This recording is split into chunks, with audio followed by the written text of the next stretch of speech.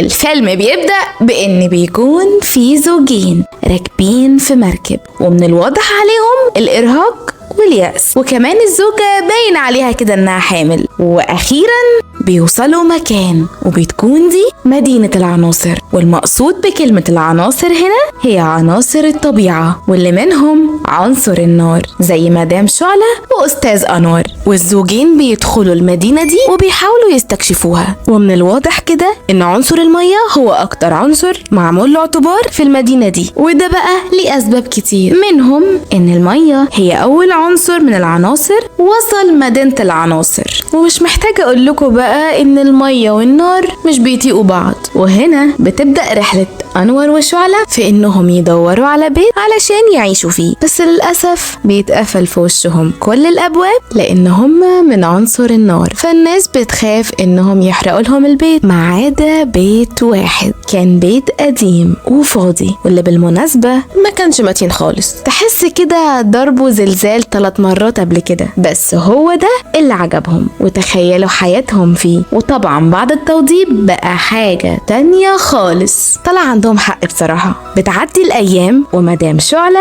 بتخلف بنت، طفلة جميلة واللي هيسموها جمرة، وهي دي بقى بطلة قصتنا النهاردة.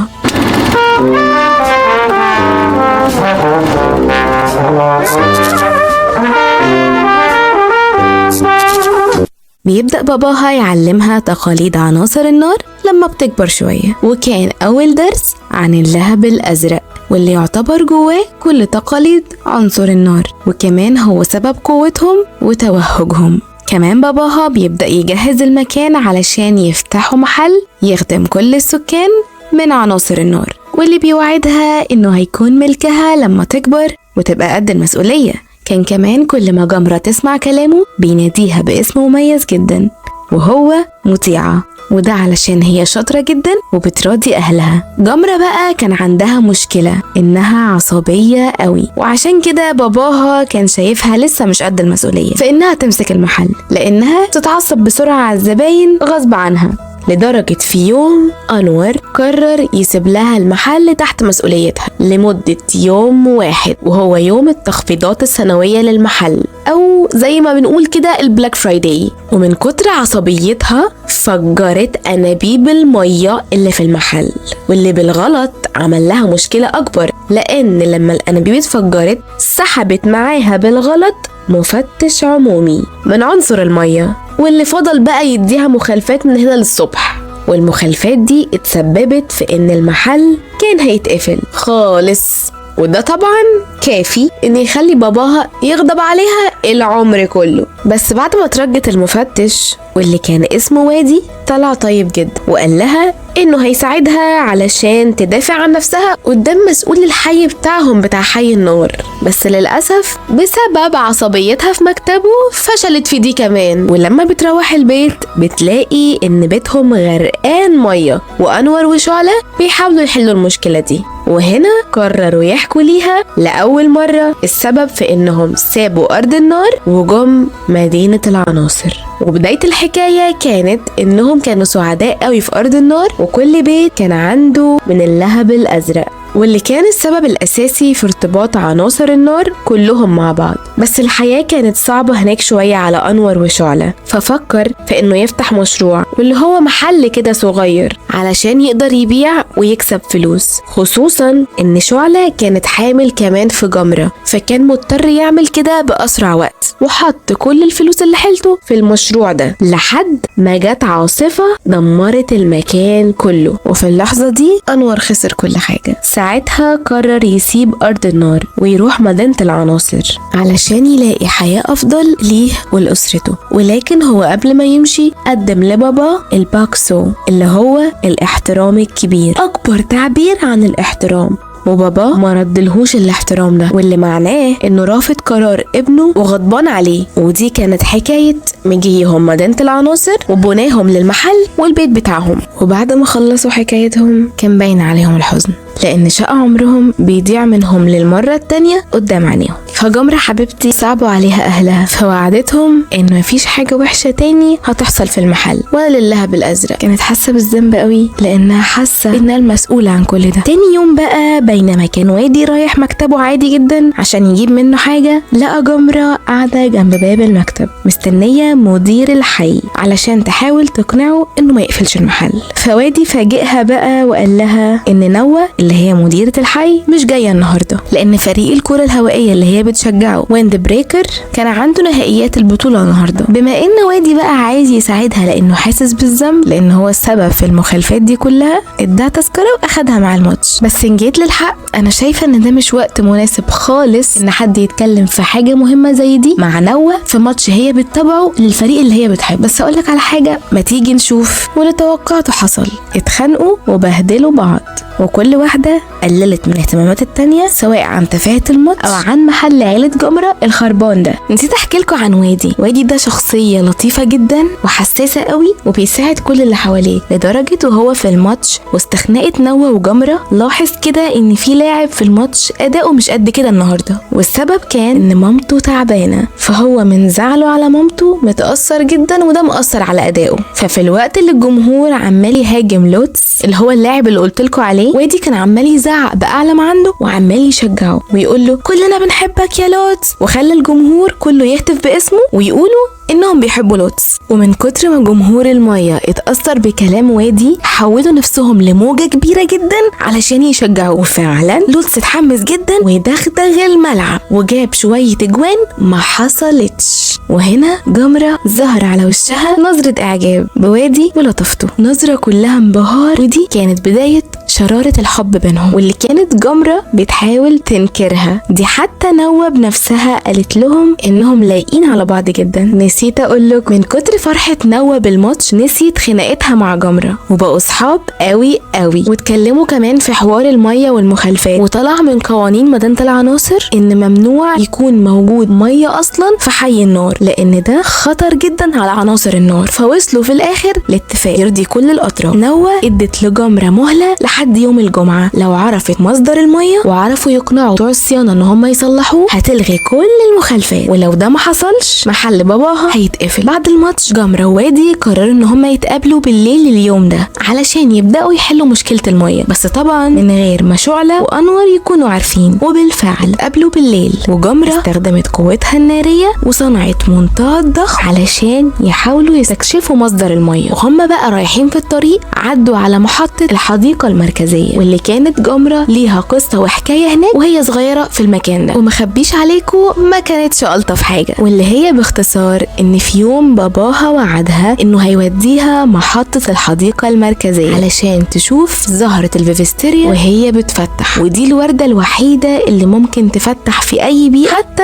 بيئة عنصر النار. وجمرة كانت متحمسة جدا لليوم ده. وهم رايحين الحديقة حراس الحديقة منعوهم وقالوا ان ممنوع على عنصر النار انه يدخل المكان ده لان خطر جدا. حتى الزوار اللي كانوا بيزوروا المكان ده فضلوا يزعقوا لجمرة وباباها ويقولوا لهم ان هم يخرجوا من الحديقة ويضايقوهم بالكلام. في اليوم ده باباها غضب جدا واتحرك قدام الناس وقدام جمرة وحس ان هو مش قد كلمته لان هو وعدها. وبعدها بكام سنة المبنى ده غرق وفرصة جمرة الوحيدة في انها تشوف الفيفستيريا بقت مستحيلة. وادي بقى صديقنا اللطيف اتعاطف معاها واحتوى الموقف وما قللش خالص من مشاعرها، وده خلى حبه في قلبها يزيد اكتر شوية كمان. اتكلمت معاه في مشكلتها مع العصبية وانها ما بتعرفش تبقى هادية، وساعدها في الموضوع ده وقال لها ان هو لما بيتعصب بيحس ان نفسه من جواه بتحاول توصل له رسالة معينة. وانتهى الحوار بانهم لقوا مكان تسريب المية وحاولوا يقفلوا مكان الفتحة دي مؤقتا لحد ما بتوع الصيانة يجوا يوم الجمعة. وجات اللحظة اللي كنا مستنينها كلنا، وادي قرر انه يعزم جمرة تخرج معاه في ديت،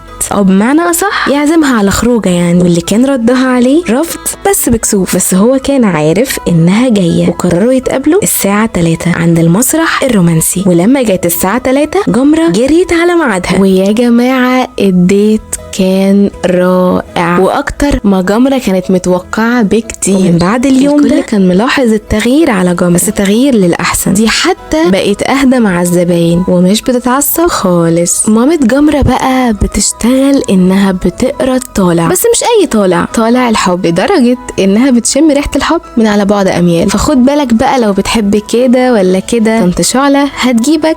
وده اللي حصل مع جمرة. شمت ريحة بنتها وعرفت إنها وقع من الدور السابع في الحب، وطبعا ده كان حلم حياتها إنها تفرح ببنتها. تاني يوم بقى جمرة صحيت من النوم على شغلها في المحل، وهي بقى بتشوف شغلها المية رجعت تاني وبهدلت المحل. على دخلت بقى مندوب التوصيل كان بيوصل اوردر باسم جمرة، اوردر فازات ورد. طبعا مامتها كانت طايرة من الفرحة، بس اللي ما تعرفوهوش بقى ان مية الورد كان مستخبي فيها وادي، فجريت تستلم الاوردر طيران علشان تلحقه قبل ما اهلها يشوفوه. واللي كان جاي يبلغها ان السد اللي عملوه عشان يوقف الميه انهار. ومش بس كده، كمان الناس بتوع الصيانه ما وافقوش يعملوا الصيانه. على دخلت باباها اللي قفشه وهو بيكلمه، وكمان قطع انه مفتش عمومي. كانت كل حاجه هتبوظ والمستخبي هيبان، بس وادي انقذ الموقف وقال له انه مفتش طعام، بس على مين؟ انور اصلا حس انه كذاب، فقام اكله كرات نار ملهلبه عشان يختبره. وادي بصراحه يا حرام كان صامد لحد اخر لحظه، وفعلا اكلها وعجبه اكل الناريين جدا، بس اقترح يزودها بشويه ميه. وده بقى عصب انور جدا، لان هو ليه ذكريات كتير جدا مع المائيين اللي بيحاولوا يطفوا اي حاجه خاصه بالناريين. فطرد وادي من المحل وحط في البلاك ليست ومنعه من دخول المحل مره تانية. يا حرام يا وادي، كان ممكن يتبخر، بس كله فدا عيون جمرة.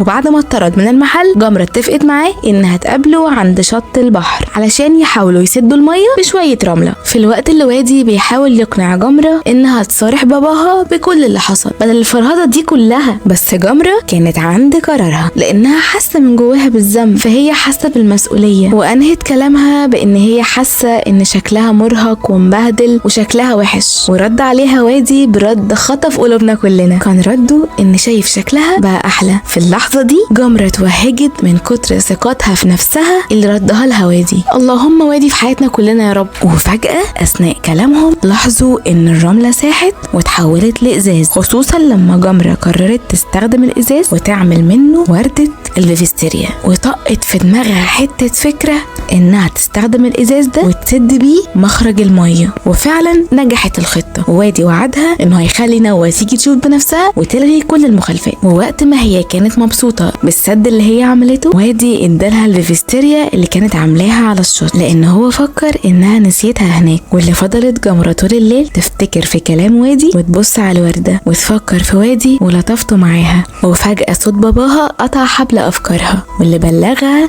انه مبسوط منها قوي مؤخرا، وكمان ملاحظ ان الانبساط باين عليها وانها بقت هاديه خصوصا مع الزباين. وانهى كلامه بان هو بقى شايفها شخصيه مسؤوله. وطبعا احنا عارفين ده معناه ايه، هو يعني بيحاول يقول لها بطريقه غير مباشره انه هيديها المحل. وبسرعه جمرة اخدت الفسبه بتاعتها وكانت رايحه الوادي. في اللحظه دي وهي خارجه، مامتها شمت ريحه الحب مفحفحه من بنتها اللي خارجه في نص الليل من وراهم ورايحه تقابل شاب. وفعلا جمرة وصلت وقابلت وادي، كانت رايحه تساله عن نوى والمخالفات واللي ما كانش فيه جديد عند وادي، بس عزمها انها تتعرف على عيلته. بس مش دي المشكله ان مامتها طلعت ماشيه وراها علشان تمسكها متلبسه مع اللي بتحبه. وفعلا جمرة دخلت مع وادي، لكن مامتها حاولت تدخل ما عرفتش، لان مش مسموح لاي حد من عنصر النار انه يدخل ابراج عناصر الميه من غير دعوه من السكان الاصليين. وادي عرف جمرة على عيلته واللي كانوا لطاف قوي، وعزموها كمان على العشاء.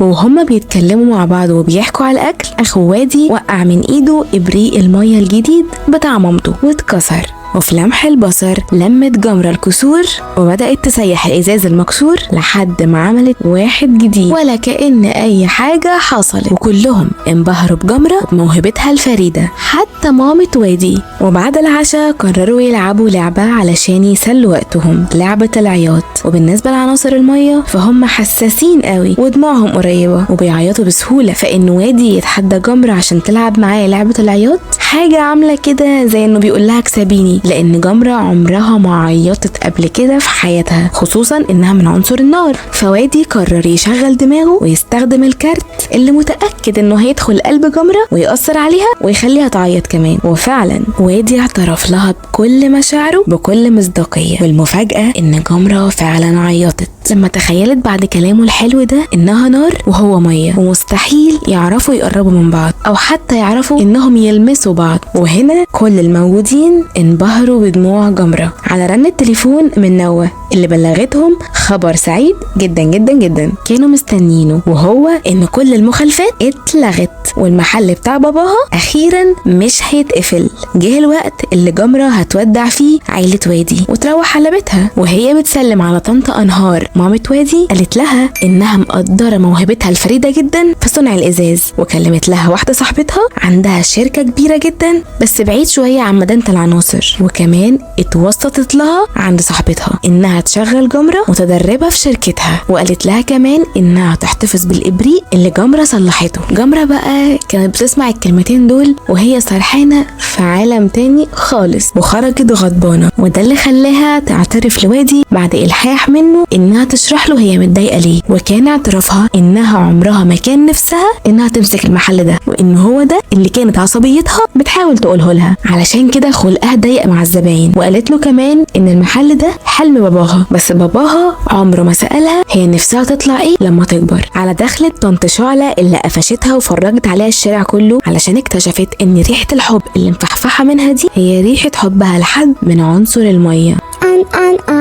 وكمان قالت لها ان المية والنار عمرهم ما يرتبطوا، وتحدتها انها تثبت لها ده عن طريق انها تقرا لهم طالع بتاعهم، واللي بيتم كالتالي: بيقعدوا على ترابيزه مامتها في طرف وهي وادي في طرف، وقدامهم عودين بخور، وبترش ميه على قلب وادي وجمرة، ولازم كل واحد منهم ينور البخور بناره. ده طبعا سهل على جمرة لان هي من نار، بس وادي من ميه، هينور البخور ازاي؟ وده طبعا اللي طنط شعلة كانت مستنياه يحصل عشان تثبت لها ان مستحيل يكون الميه والنار مع بعض. بس بما ان الحب مفهوش مستحيل، وادي جات له فكره، وهي انه يعكس نور جمرة من خلاله وينور البخور. وفعلا جرب ونفعت، وولع البخور، ومش هتصدقوا يا جماعه دخانهم كان كبير قوي، يمكن ده اكتر دخان طنط شعلة شافته في حياتها. ولسه شعلة كانت هتقول لهم ريحة دخانهم بتقول ايه او تقرا لهم الطالع يعني، سمعوا صوت انور اللي صحي من النوم وكان هيقفشهم، وكل المستخبي كان هيبان، بس الحمد لله لحقوا نفسهم. وانور حكى لهم عن مفاجأة وانه خلاص قرر يتقاعد. ومين بقى يا ترى اللي هياخد المحل؟ جمرة. وكمان وراها هدية تحفة كان عاملها لها، وهي عبارة عن يافطة كبيرة مكتوب عليها اسمها، وحكى لها انه هيعمل احتفال كبير جدا علشان ينقل لها ملكية المحل. وطبعا جمرة كانت متضايقة جدا لكن ما بينتش ده. وبعدين اخدت بعضها تاني يوم وراحت لوادي علشان تديله البيفستيريا اللي كانت عاملاها على الشط، اللي معناه يعني بطريقه غير مباشره انها عايزه تسيبه، بس هو تجاهل ده وقطعها وقال لها انه عاوز يوريها حاجه مهمه جدا، وطلع محضر لها حته مفاجاه. اتفق مع نوة انها تساعده يدخلوا جمرة جوه الميه علشان تشوف البيفستيريا لاول مره في حياتها عن طريق فقاعه هواء نوة اللي هتعملها. ونفذوا الخطه، وجمرة كانت مبسوطه قوي واستمتعت جدا لدرجه انهم نسيوا نفسهم والهواء اللي في الفقاعة كان هيخلص. بس وادي لحقها وخرجوا على اخر لحظة. بعدها وادي اقنعها انهم يلمسوا بعض، بس جمرة كانت خايفة وكانت رافضة لانها خايفة تبخره او هو يطفيها، بس هو طمنها وقال لها ان مفيش مانع من المحاولة. ومش هتصدقوا لمسوا بعض لاول مرة، وكانت دي احلى لحظات حياتهم. بس لان الحلم ما بيكملش، جمرة افتكرت باباها وسابت وادي وطلعت تجري على البيت. افتكرت برضو انها اصلا كانت جاية عشان تفركش مع وادي وتسيبه، وانها لازم تركز في شغلها اللي باباها اختاره لها. وادي حاول يقنعها ان ده ما ينفعش وانها لازم تفكر في نفسها شويه، بس ما فيش فايده، اللي في دماغها في دماغها. وانتهى النقاش بان جمرة فركشت مع وادي وسابته ومشيت، ووصلت الاحتفال الكبير اللي باباها كان عامله لها، وباباها اهداها مصباح مدينه النار اللي جايبه من هنا. على دخلت وادي اللي اقتحم الحفله علشان يديها اسباب علشان تفضل معاه وما تسيبهوش، واعترف لها بحبه قدام كل الناس في وسط صدمة الحضور، واللي اولهم باباها وشعلة اكدت لهم ان فعلا طالع بتاعهم بيأكد انهم بيموتوا في بعض. بس طبعا انور كان مصدوم من تصرفات بنته اللي كان فاكرها قد المسؤولية. ازاي تبقى هي السبب في انها تغرق المحل وكمان بتخرج مع مائي؟ وما كان على جمرة غير انها تقول بعلو صوتها انها مش بتحبه. ووادي اتطرد من الحفلة وكانت غضبانة جدا، ووادي طبعا من كتر الزعل والاحراج، خصوصا ان وادي شخصية حساسة جدا، خرج من الحفلة في لمح البصر. اكتمل اليوم النحس ده بان باباها حرمها من المحل وغضب عليها، وهو ده اللي كان ناقص. جمرة بقى سابت البيت واخدت الفيسبا بتاعتها ومشيت، وفضلت قاعدة لوحدها تفكر في علاقتها بوادي، وصراع جواها ما بين انها بتحب اهلها ومش عايزة تزعلهم، وما بين انها بتحب وادي وعايزة يبقى ليها كيانها المنفصل عن اهلها. واللي قطع كل الحوار القاسي ده بينها وبين نفسها ان السد اللي كانت عاملاه اتكسر، وفي الخلفية بقى وادي كان خلاص بيحضر نفسه ومسافر وسايب مدينة العناصر لان هو مش قادر يستنى في نفس المكان، وجمرة زعلانة منه. بس لما عرف بحوار السد ساب كل اللي في ايده وراح لها جري من غير تفكير، لان هو عارف ان هي محتاجاه في الوقت اللي جمرة بتصارع فيه الزمن علشان تلحق توصل البيت بسرعة وتحذر اهلها والجيران من المية اللي جاية في السكة. وفعلا بتوصل وبتحذرهم، بس وهي بتنقذ اللهب هينطفي وهي كمان هتنطفي. بس وادي جه في اخر لحظة علشان يساعدها، وطبعا قعد يقول لها ان هم لازم يخرجوا من المكان ده بسرعة عشان ما يحصلش اي حاجة اكبر، وان هي كمان ممكن تموت. بس هي كان كل همها انها تنقذ اللهب الازرق بتاع باباها لان هي عارفة قيمته بالنسبة لباباها. بس الاوان كان فات والباب اتقفل عليهم واتحبسوا جوه المحل، وجمرة ووادي حاولوا يكسروا الباب بكل قوتهم بس فشلوا، فكان لازم حد منهم يضحي عشان التاني يعيش. ووادي اختار انه يضحي بنفسه، اختار انه يتبخر مقابل انه يسيب جمرة تعيش ويحميها من الفيضان. ووقت ما هدي الفيضان وجت المساعدة بتاعت اهلها والجيران، جمرة حكت لهم على كل اللي حصل وعلى كل تضحيات وادي وتصرفاته الحلوة، وكمان صرحت باباها بكل اللي في قلبها، وان المحل ما كانش حلمها، وان حلمها انها تشتغل في شركة وتسافر اصلا ما تقعدش معاهم في المدينة وتحقق ذاتها، وعملت كده علشان تنفذ وصية وادي. وكمان باباها صرحها انه مش زعلان منها، وان المحل ما كانش حلو، وان جمرة هي اللي كانت حلم انها تبقى كويسة وحياتها احسن. وكمان اعترفت لباباها بحبها لوادي، وهي تحكي ومندمجة قوي سمعت صوت عياط. ايوه يا جماعة، وادي طلع سمعهم وهو متبخر في السقف. انتوا عارفين بقى عنصر المية حساس قد ايه. فضلت جمرة تقول له حاجات تخليه يعيط اكتر لحد ما وادي اتكسر وتكون من اول وجديد. وجمرة ما كانتش مصدقة نفسها. بعد مرور شهر من الحادثة دي اخيرا جمرة بتودع اهلها وبتستعد انها تركب السفينة، وقبل ما تمشي قررت تقدم لباباها الباكسو او الاحترام الكبير، اكبر تعبير عن الاحترام. وباباها رد عليها ورد لها الاحترام، وجمرة اخدت شنطتها وطلعت السفينة. وبكده ينتهي فيلمنا النهارده. ما تنسوش تعملوا لايك وتشتركوا في القناة وتفعلوا الجرس. اكتبوا لنا في الكومنتات. سلام.